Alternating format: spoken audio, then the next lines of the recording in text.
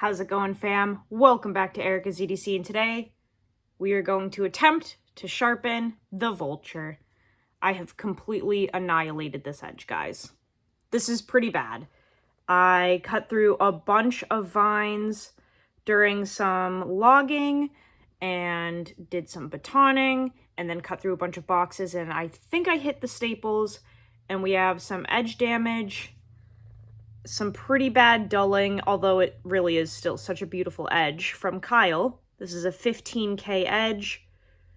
It is not sharp though, which I will show you in a second. So we're gonna try to remedy that. This does need to be cleaned up, but we're gonna do a little bit of sharpening here because this poor thing is sad. So let me lower you guys down and let's see if we can fix this bad boy. I'm going to show you the edge before and after, of course. Today we are going to just try a 600 grit DMT stone and see if that cleans up this damage. I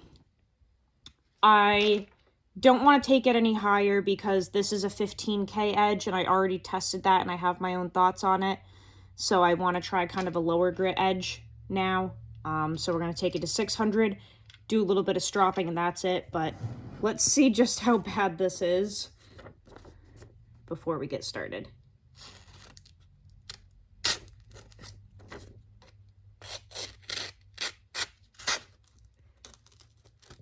It can't. It's just breaking the paper. It's just tearing it. We've got a little bit right there. That's okay. And then up here is just pretty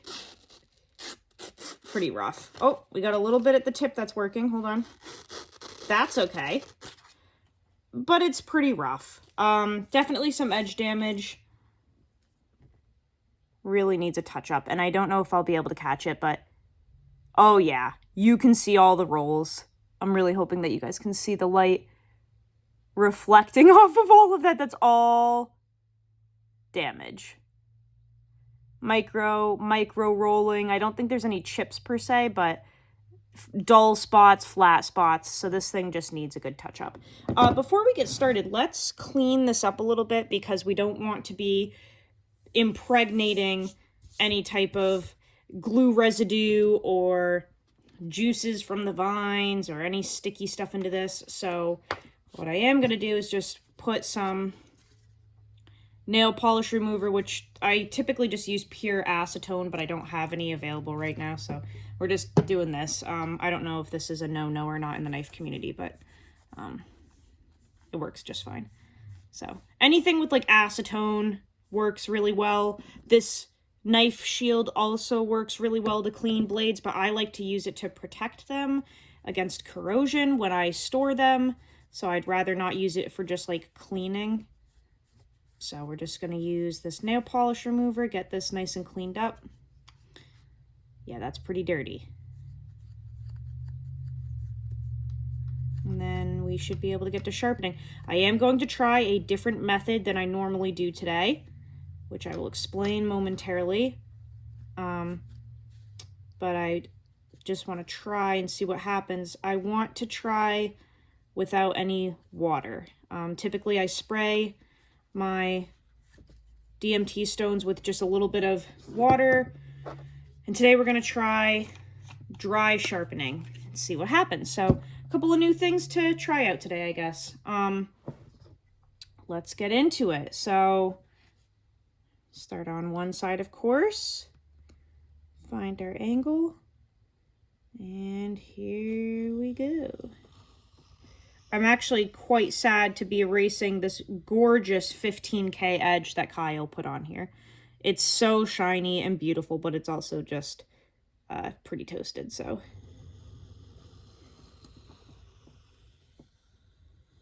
Pretty sad to be erasing it, but what are you gonna do, right? So this is the Vulture. It is a collaboration design between myself and Kyle from the Scrawny Lumberjack. Kyle is honestly one of my best friends in the community. I talk to him daily just about, and he is, aside from an incredible knife maker, he's truly a friend of mine. I really enjoy his company. This is in his 4V.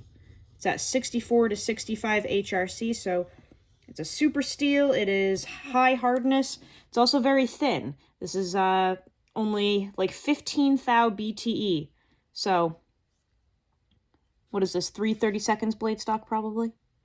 Thin, hard, super steel, okay?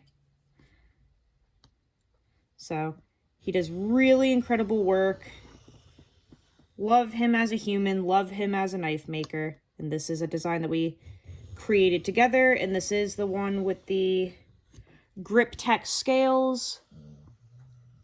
So this is that resin with the rubber impregnated into it that I'm testing. This is, we believe, the first actual knife being tested in this material.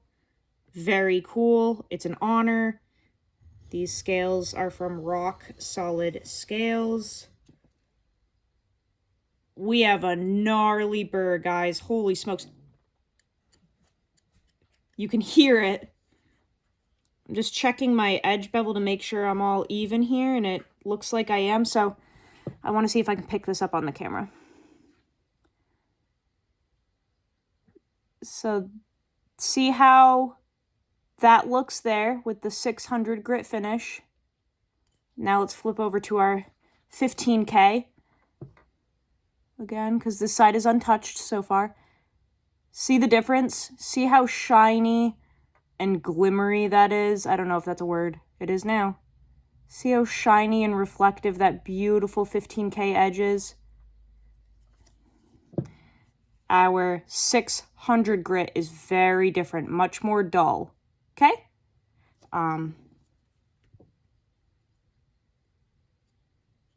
That burr feels incredible. Just gonna do one more pass here.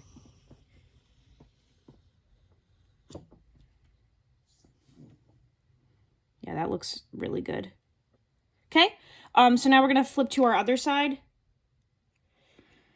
Let's see, what do I want to deburr on today? Let's try a ceramic rod. This is a pretty paper thin edge, so I'm just gonna very gently try to knock that burr off, because I don't know if this 600 grit is gonna be too gritty. And I don't want to break it off. We just want to, yeah, that feels nice. Wow, that was one of the easiest deburring processes that I've ever done. That's how it's supposed to be. 1 or 2 swipes on ceramic and you should be good to go. That's a good heat treat when it literally just like falls right off. You should not have a burr flipping back and forth and driving you nuts. With a good heat treat, it literally should just come right off just like that.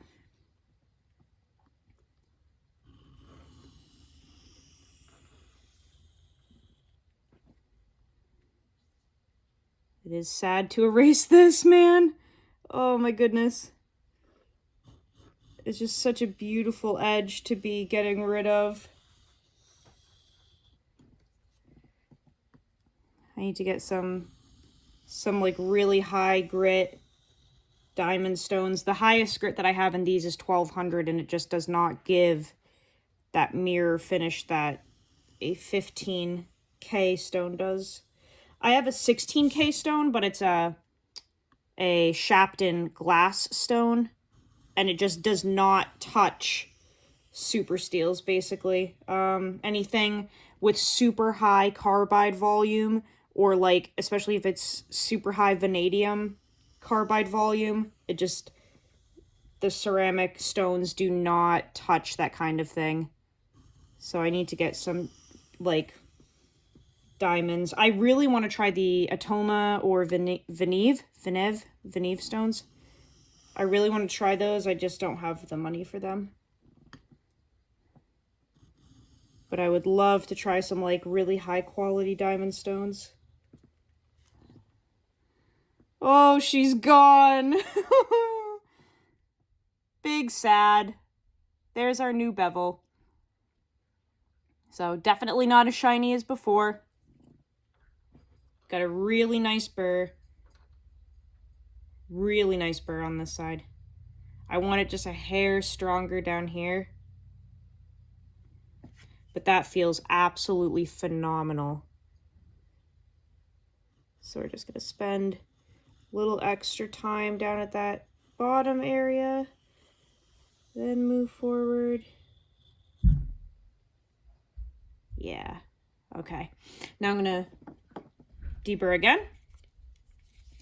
Should only take 1 or 2 swipes just like before. So take a little ceramic rod here. Very gently just knock that off. And it should not be coming off. It shouldn't be like wiring off, but still stuck to the apex and like pulling chunks with it. It should literally just be falling off. Okay? So, deburred. 2 swipes, piece of cake. Now we're going to do our back and forth passes. And I'm feeling like this shouldn't take a very long time at all. This has been one of the easiest sharpenings I've ever done, actually.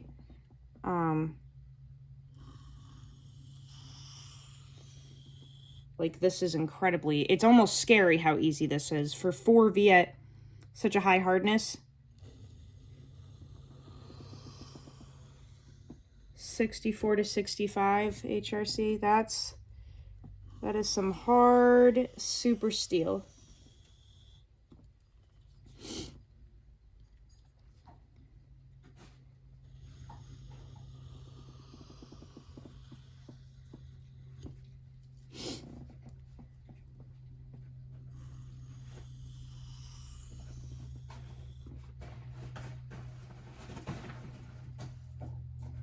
I'm going to do some really light passes now. Ooh, I can actually see. Oh, I hope I can catch that on camera, but I don't know if I can. There's a little tiny piece of burr that you can see, which I don't know if it's going to pick up. Come on. I don't think it's going to.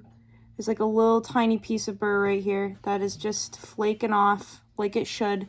Like a little tiny microscopic piece. Really beautiful. That's what you want. It should just be like falling off of the edge. Not creating some big wire that's soft and mushy and stuck to it. Just flaking off. I've made videos before where I'm actually deburring with my finger. I have a video, a few videos back, it's a short, me pushing my finger like that and deburring. That's how good the freaking heat treat was on that S60V. When you can deburr with a finger, you know that's some good stuff.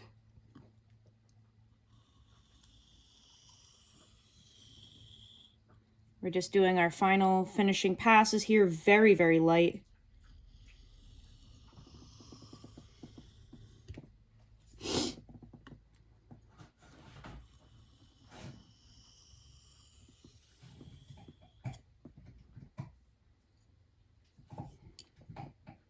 Do one more on each side, and then we're going to do a couple stropping passes and see where we're at for an edge.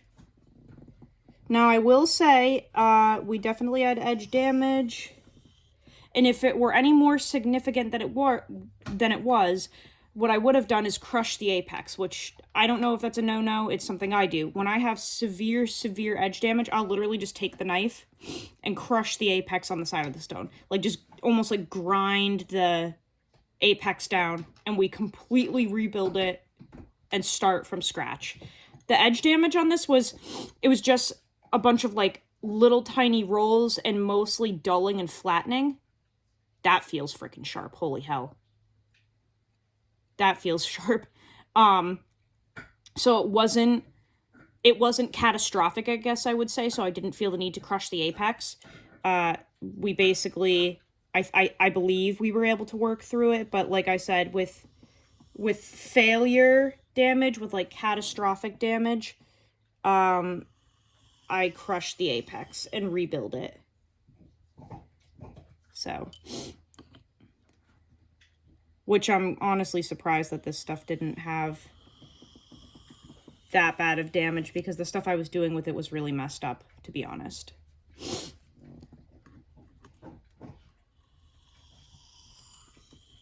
Okay, enough of that. Let's do some stropping, guys. Let's see, what should we use? We've got a whole bunch of strops. We're gonna use gunny juice. We're gonna use 3 micron today. 3 micron gunny juice here. Sorry for the chewing, Kane's eating a bone. I'm just gonna do some light passes on this. And then we'll probably check our edge.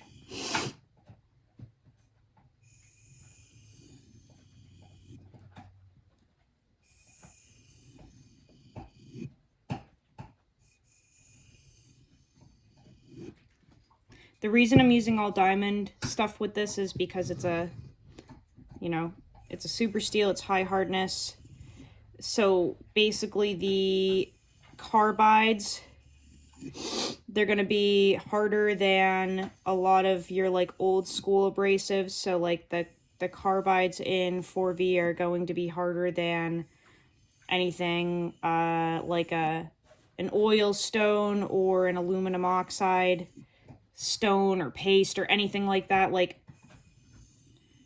these steels are so hard, the composition is so hard, a lot of the old school stuff you can't use. Like, there's just no way that hold on, let me grab it, that this leather with this green rub-on compound, it's not really going to do anything for this steel because this steel is harder than the abrasive. So you kind of have to use diamonds with a lot of these super steels, and that's no big deal because they work better anyway.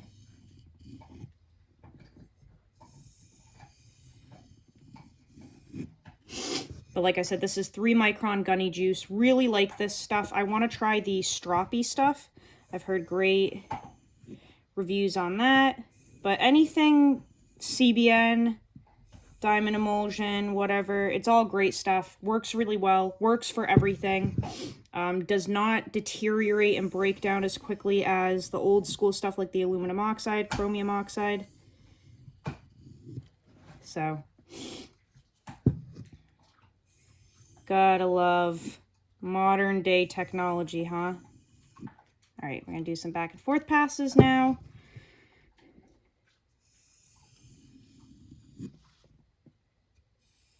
And then we should be good to go.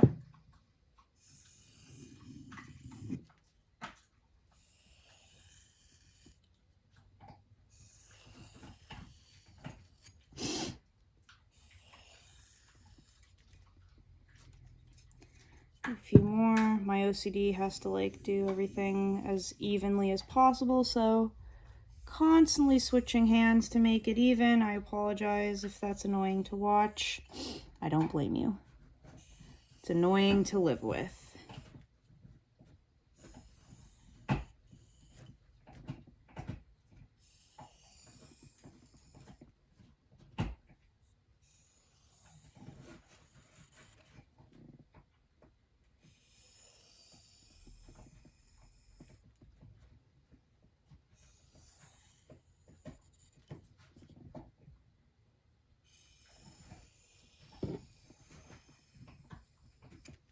Let's see about this. Let's see about this. Just checking for any micro burr hanging on there from anything. Yes, diamond strops can raise a burr if you overdo it. These absolutely can, so you gotta be careful not to apply pressure or anything like that. Okay, this is, it feels good. Feels good. Let's see. Check on some paper here. I just gotta tear up a new piece.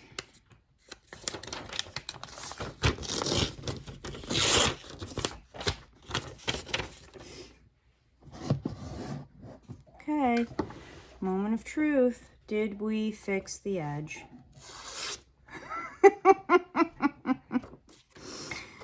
I would say so. I would say that's fixed.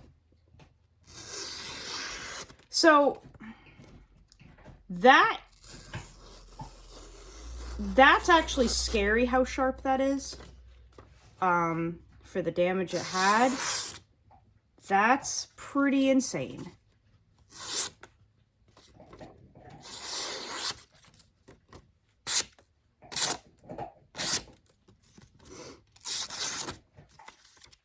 And it's like clean all the way through. And we had some pretty bad spots earlier. I bet I could cut a fucking C into this thing.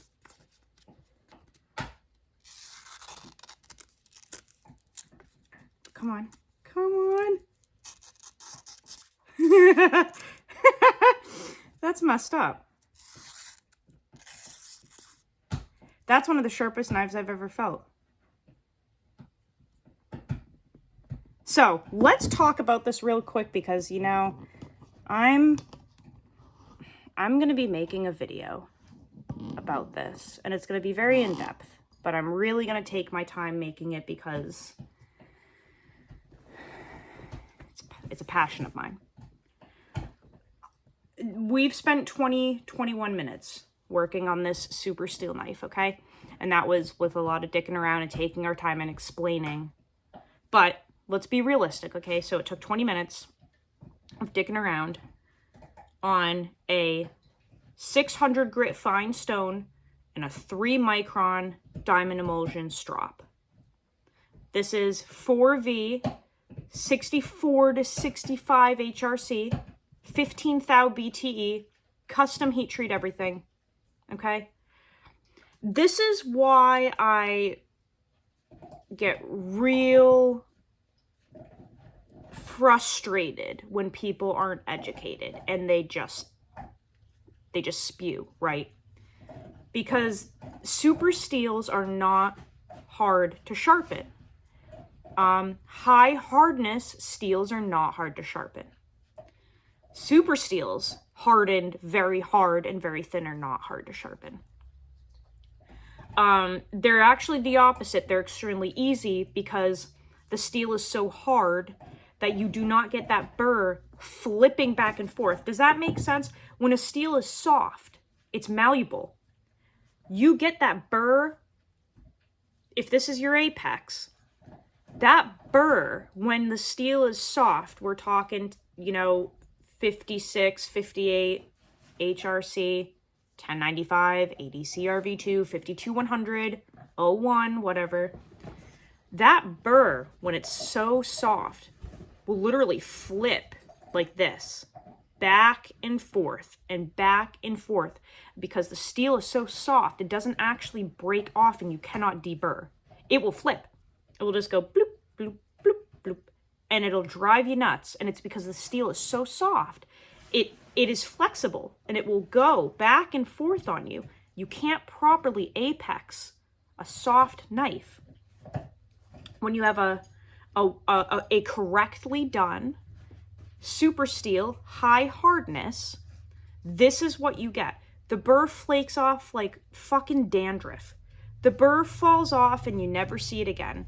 1 or 2 swipes on a ceramic rod, okay? Do a little stropping, and that burr is like it never even existed. This is why I get so discouraged when you've got these bushcraft people saying that simple carbon steels are better performers and easier to sharpen than super steels. It's not true. And that's the whole point of my testing. That's the whole point of what I'm doing, is to show you guys it's a myth. And it's a marketing movement because people are crapping their pants that they don't have the tools to process super steel. They don't have the time, they don't want to invest the money, and they don't want to do it. So there's a marketing scheme right now happening where people are saying that these knives will fail you.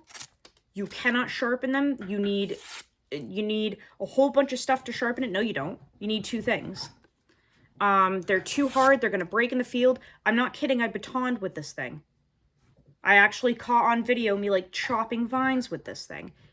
It's a marketing myth, and I'm telling you, I'm in the process of proving it, okay? When you have a custom heat treat on high hardness super steel, this is what you get. Modern day goodness, guys. And you can choose a steel that has like better edge retention or better toughness or whatever. Technically, you can kind of override a lot of those things with geometry, but they're obviously, if you look at composition, it will tell you like what steels are going to have better corrosion resistance, better toughness, better edge stability, better edge retention, better lateral strength, all of that stuff, okay? So you can pick and choose. But this was not doing so hot at the beginning of the video, and this is unbelievably just stupid sharp now. I'm really hoping that this starts to open people's eyes to the marketing scheme and the myths that are happening in the community right now. They are, they're not going to get anywhere because they're not science-based, but the people starting them, it could be detrimental to somebody's business, okay? We've got a lot of, you know, smaller makers, custom makers that are using super steels, making them absolutely incredible performing tools.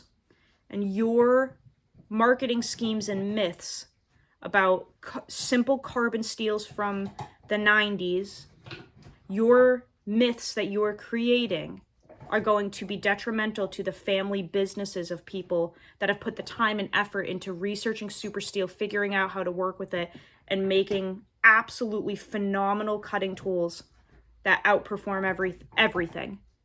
That outperform anything that you're going to make, and you're the one that is taking business from people that have put in a lot of time and effort to give people tools like this, okay?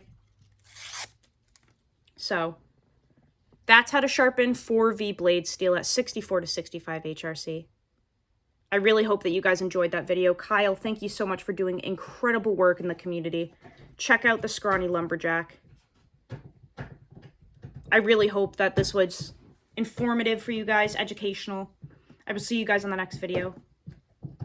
Go use your shit. Learn how to sharpen your knives. I'll see you so soon, fam. I love you so much. Take care.